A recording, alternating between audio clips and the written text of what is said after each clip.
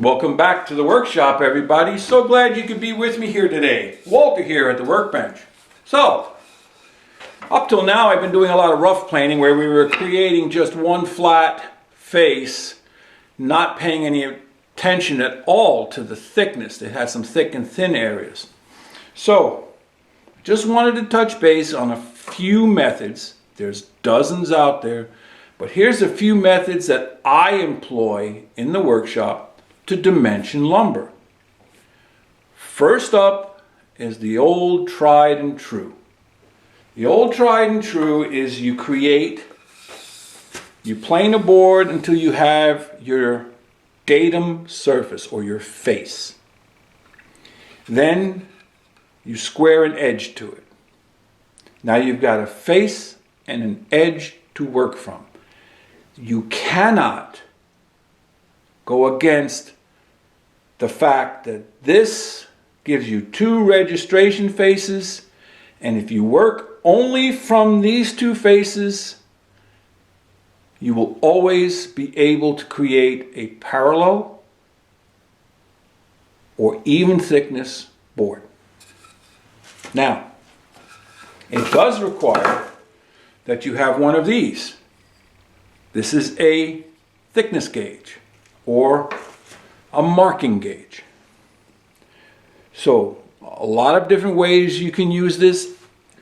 If the thickness of your board is critical, then you would set it to a dimension, whether it has calibrations on it like this one does or not, if you use a ruler.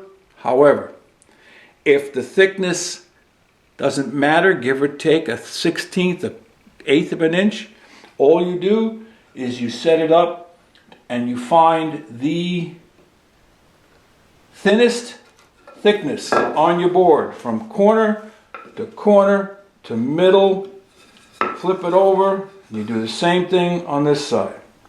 Always working from the datum surface, okay? Once you have the smallest dimension, then you can strike a line into the edge of the wood, into the end grain, into the other edge and the other end grain. Once you do that, you will now have a parallel line from the datum face. And then it's just simply a matter of just putting the board down and planing to that face. I'm not going to show you that. There's thousands of videos out there showing how to dimension a board using a marking gauge. One method that I like to use a lot is when I am preparing two boards to glue together. What I like to do is I simply find the faces, I lay them down side by side, and I will mark pencil lines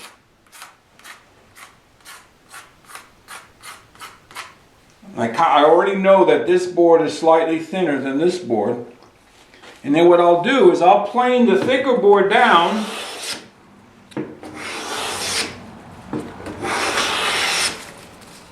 until it meets the thinner board. That simple.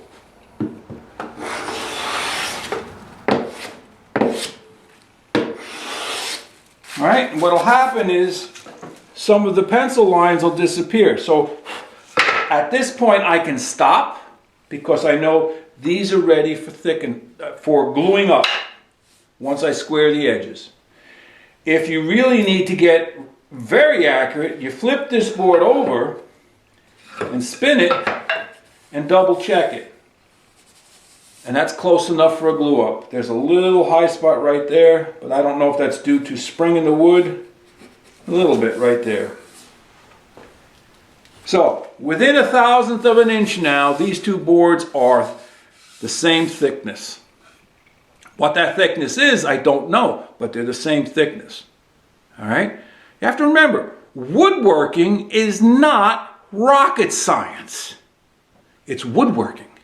And sometimes it makes no difference if a board is 3/4, 13/16, 7/8, some oddball number, because it doesn't really matter. Now, if I need a precise measurement, then I become an engineer and I get my vernier caliper out. This one has a dial that is set at 64th increments. What I will do is I will plane my datum surface, I will flip it over, and I will start measuring each end. Now that one says 3/4, the middle says 3/4, this one says 3/4, I flip it over, this one says, oh, look at that, 3/4. This one says, oh, it's a skosh under 3/4. And this one says 3/4. How much more accurate will you need a piece of wood to be for a project? Okay?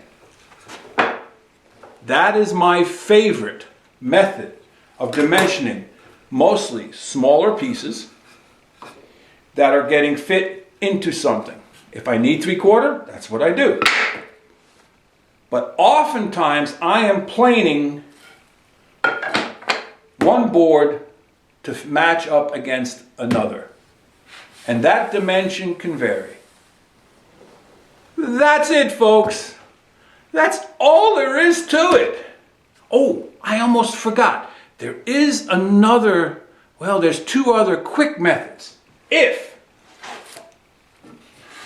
you need to make a bunch of wood that's a certain thickness, and you have some sort of material like birch plywood or MDF that is exact what you want, well, you get two of them. You put one here and you put one on the opposite side, and you plane down until they match. And what you do is you make sure that the toe of the plane hits it and the heel of the plane hits it. That's one way to create a parallel cut. And another, and I don't have one of these because I don't have a project any longer that needed it, but you see you have a little bit of cast iron over here that is beyond the blade, and over here as well. There's enough there that you can build a jig.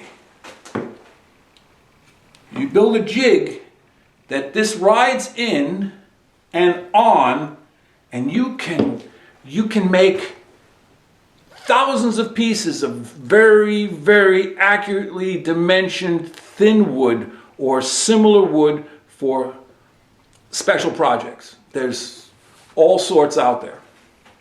So that's about it, everybody. Man, you gotta love the smell of pine shavings. Eastern white pine. Pinus strobus, Latin name. If this helped you, give it the old thumbs up. And if you haven't already, I welcome you to subscribe up there, up there.